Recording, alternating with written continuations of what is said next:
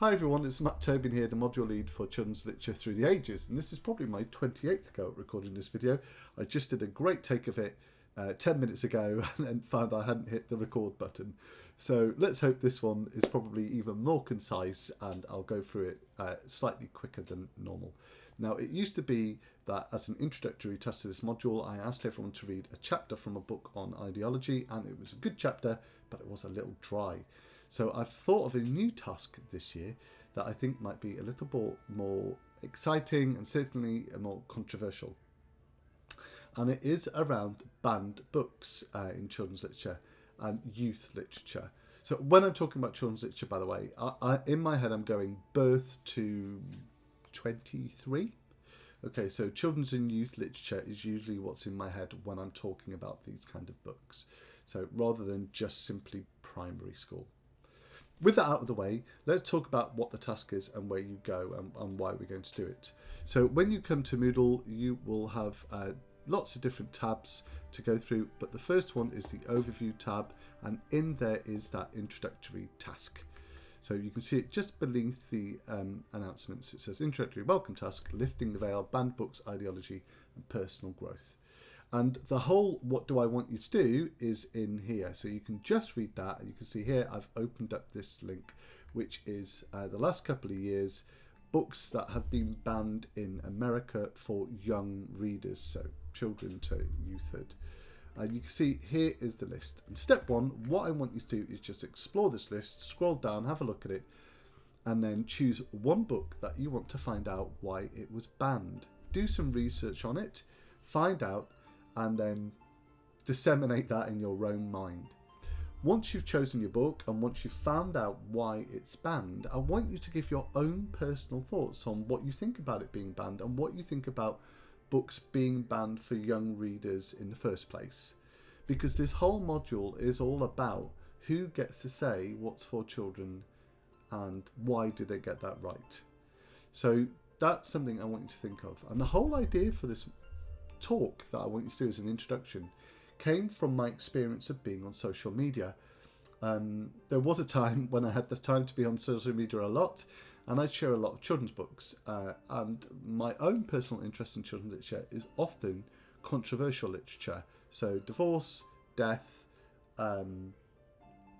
they seem to be my two favourite things. War, refugees, immigrants, all those kind of topics that I think are things that we don't talk about enough in the UK and haven't in the UK, but are talked about a lot in other European countries. And it frustrates me that we're quite a closed nation in this respect. And my feelings are actually I don't think it has a positive effect on children as they move into their kind of youth when we're so closed about certain areas, sex being another one. So when I share these things on social media, I find a lot of teachers say you shouldn't share that with blah, blah, blah.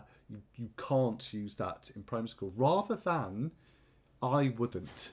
What you get is you can't. And I think it's so interesting that someone thinks they have the right to tell me what I would do with a children's book.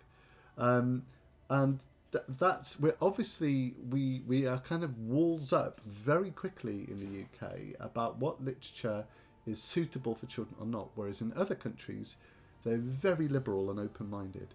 And I think that is, or in America where they're like, boom, doors closed, on things that some of us wouldn't find controversial. So that's the interesting thing about who gets to choose what is controversial, and then who gets to choose what can and should be shared with children. It's a whole interesting field, because really, essentially, it's not children's literature possessive if it's us choosing all the time. It's adult choosing books written for children's literature thing. So it's a complicated field that I want us to think on a bit more. So once you've chosen your book and you've done your research and you've reflected on whether you think it should be banned or not, or you don't even have to do that, you can say, these are my thoughts on banned literature and caution. I want you then to reflect on, and it's point 3 in the overview there, I want you then to reflect on maybe a book you've read when you were a child that you feel challenged you or changed you in some way. It doesn't have to be something that was considered controversial. It could just be you read something and it really affected you in some way, and how it affected you. So, for instance, for me, believe it or not, it was Danny, Champion of the World by Roald Dahl.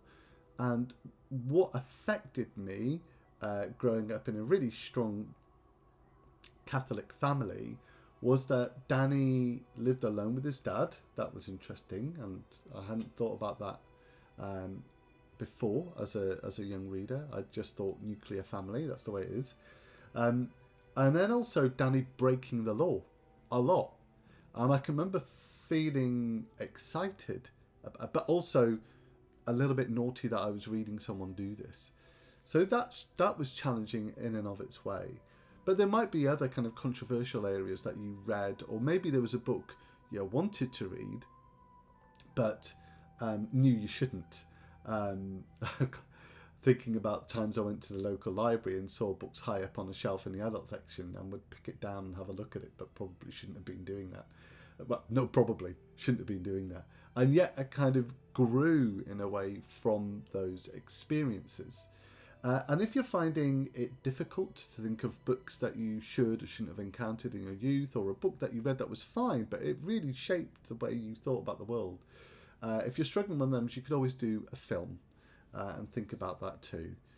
But when you've written that, so thought about a book from that list, written about why it was banned, and sharing your thoughts on banned books and what you feel, and then give an overview of an experience of your own, I ask that when we're reading everyone's inputs, we are respectful, we are not critical, we are, we hold those thoughts back and we let those people share those ideas. Because really it should just be a way for us to get to know each other in a really unusual way, starting with something controversial. And the way you respond is really simple. You just click on the introductory welcome task, and then at the bottom of the task there'll be a hit a reply button. And I'm going to subscribe to the forum too, so that I see everyone's replies, and I recommend that you do the same. So you can see people replying, you can come in and share your thoughts and ideas. But that's it. That's an overview of the task. I hope you enjoy it. It should be really interesting seeing what people think. Take care, and lovely to have you on board.